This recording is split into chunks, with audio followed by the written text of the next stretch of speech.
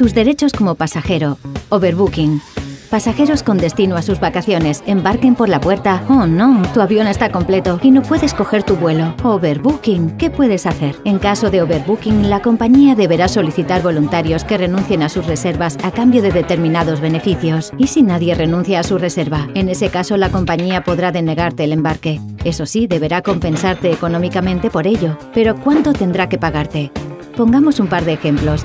Si tu destino es París, que está a menos de 1.500 kilómetros, tendrás derecho a una compensación de 250 euros, mientras que si tu vuelo tiene como destino Río de Janeiro, que está a más de 3.500 kilómetros, la compañía deberá pagarte 600 euros. Y claro está, si tienes que esperar para coger otro vuelo, también deberá pagarte los gastos, comida, bebida, hotel.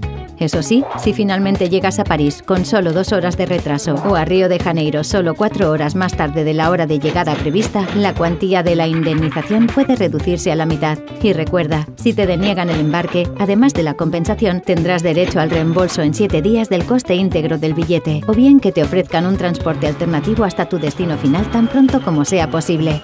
¿Todavía tienes dudas sobre tus derechos en caso de overbooking? Llámanos al 93 485 74 38 si eres asegurado de ARAC o al 807 517 507 si aún no estás asegurado. Nuestros abogados solventarán todas tus dudas legales. ARAC, lo nuestro es defender lo tuyo.